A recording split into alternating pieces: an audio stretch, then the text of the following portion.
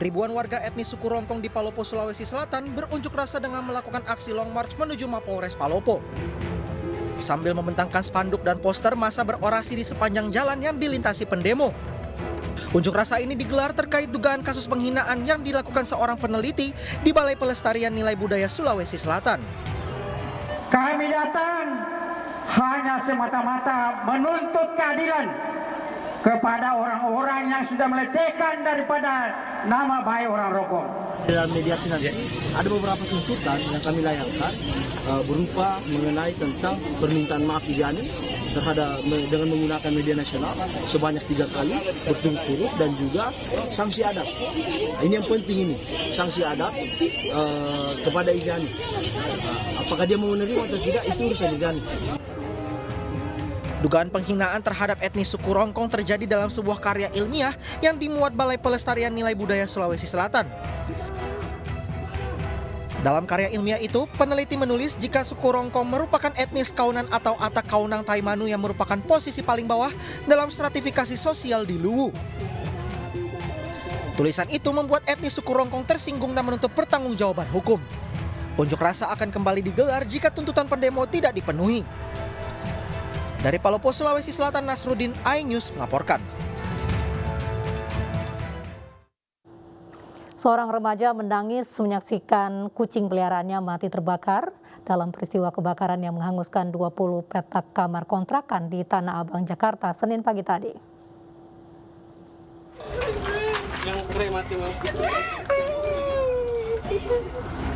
Gadis ini tak henti-hentinya mengucurkan air mata saat mendapati kucing peliharanya tergeletak tak bernyawa di bawah puing sisa kebakaran yang terjadi di permukiman padat penduduk, Jalan Karet, Pasar Baru, Jakarta.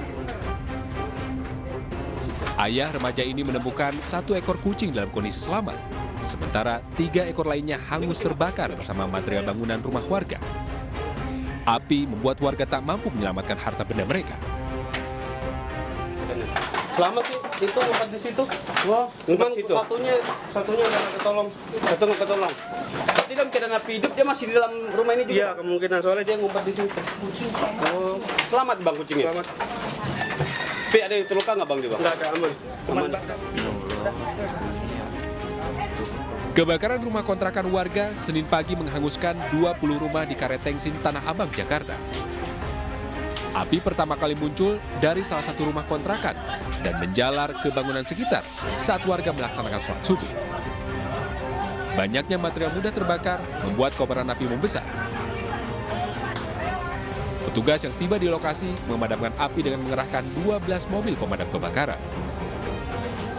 Jadi itu berasal dari salah satu warga yang sedang cas HP, lalu tinggal sholat subuh. Di konekan tersebut banyak colokan-colokan yang lainnya, entah TV segala macamnya ada. Begitu yang bersangkutan sholat subuh, api sudah besar.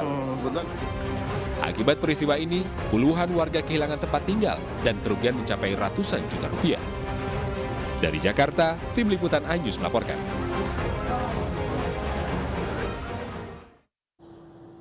Merasa dikhianati, seorang bos sawit di Labuan Batu, Sumatera Utara tega membakar seorang pekerjanya. Korban hingga kini masih dirawat di rumah sakit karena luka bakar parah.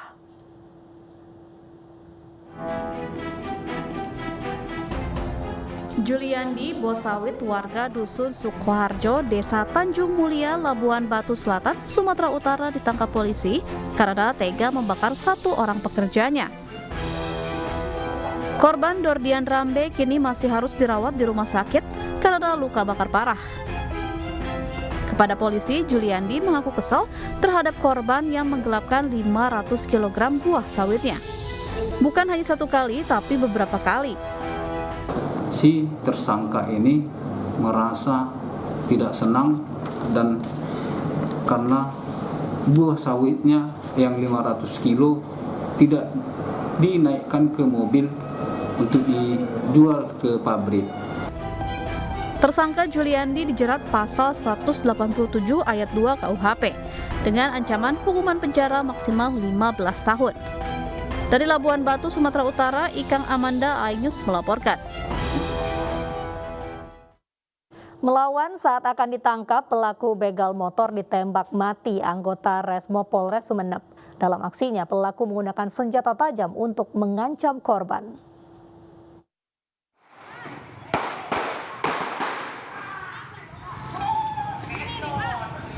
Terdengar bunyi tembakan berkali-kali saat tim Resmob Polres Sumeneb akan menangkap pelaku begal di Sumeneb, Jawa Timur. Laki-laki berbaju hitam dan memakai helm warna putih menenteng senjata tajam adalah pelaku begal sepeda motor. Dalam beraksi, pelaku membekali diri dengan senjata tajam.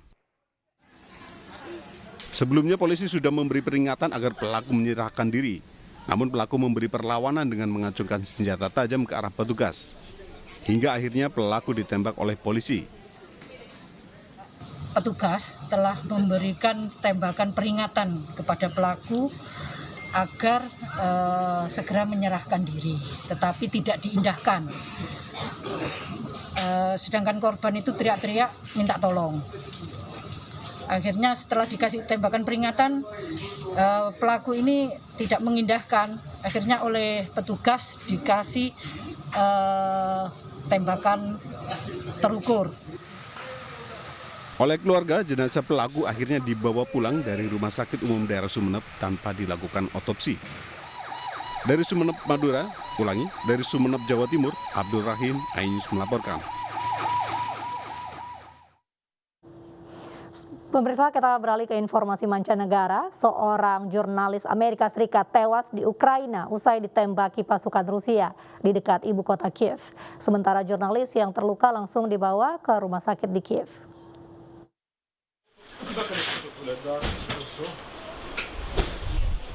Seorang jurnalis Amerika Serikat yang dirawat di sebuah rumah sakit di ibu kota Ukraina, Kiev, mengatakan bahwa ia dan seorang rekan lainnya ditembak setelah mereka dihentikan di sebuah pos pemeriksaan setelah melewati jembatan di Irpin, sebuah kota dekat Kiev pada Minggu pagi. We crossed the first bridge in Irpin. We're going to film other refugees leaving, and we got into a car. Somebody offered to take us to the other bridge, and we crossed the checkpoint, and they start shooting at us. So the driver turned around, and they kept shooting. It's two of us. My friend is Brent Renault, and he's been shot and left behind. Pemerintah Amerika Serikat akan berkonsultasi dengan Ukraina untuk memastikan bagaimana penembakan itu terjadi dan akan mengambil langkah selanjutnya. Sepekan jelang perhelatan MotoGP di sirkuit Mandalika, hotel maupun penginapan di sekitar sirkuit mulai penuh. Para penonton ada yang memilih berkemah di camping ground tidak jauh dari lokasi sirkuit Mandalika, Lombok Tengah, Nusa Tenggara Barat.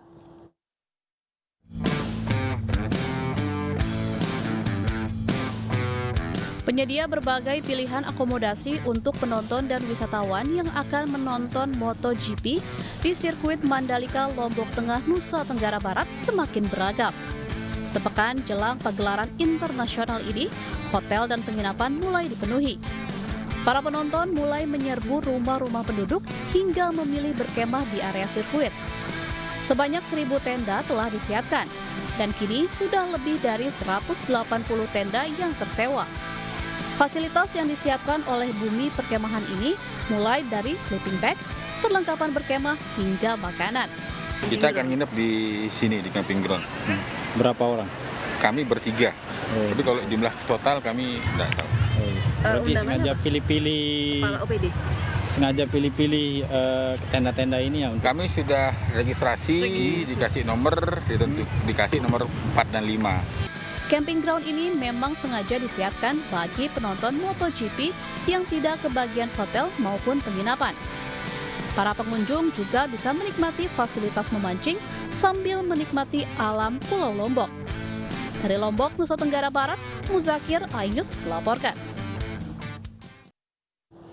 Sementara itu pemirsa, para kru dan pembalap MotoGP tiba di Bandara Soekarno-Hatta maupun di Bandara Internasional Lombok. Sementara fasilitas pendukung di sirkuit Mandalika terus dikebut dan ditargetkan selesai pekan ini.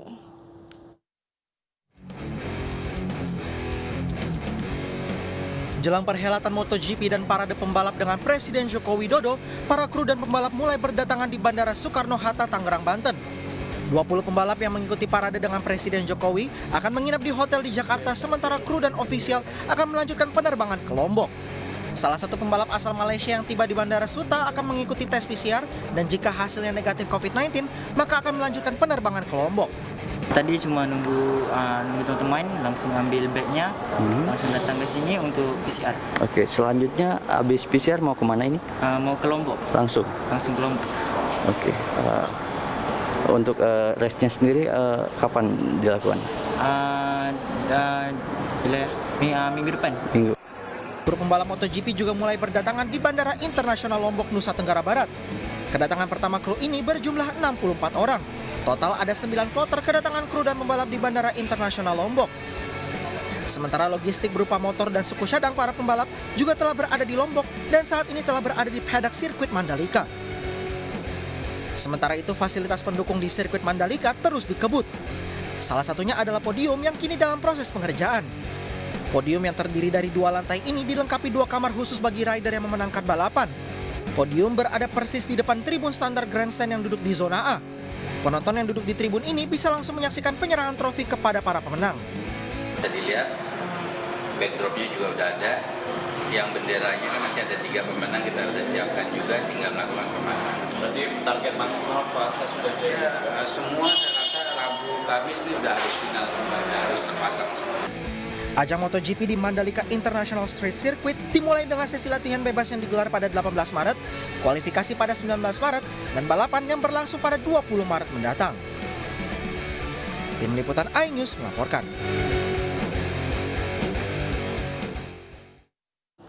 Pemirsa, seorang ibu hamil bersama anak balita terjebak banjir di Malang, Jawa Timur. Warga dan petugas bahu-membahu menyelamatkan korban. Warga Jalan Simpang Teluk Bayur berkerumun ingin menyaksikan upaya evakuasi yang dilakukan petugas terhadap seorang ibu hamil bersama anak balitanya berusia 2 tahun. Evakuasi berjalan dramatis karena kedua korban terjebak banjir setinggi 3 meter di rumah sejak pukul 6 sore. Ibu dan anak dibawa ke rumah sakit dengan ambulans. Korban menderita kedinginan dan dikhawatirkan terserang hipotermia. Bersama ibu hamil turut diselamatkan juga 5 warga lainnya yang terjebak banjir.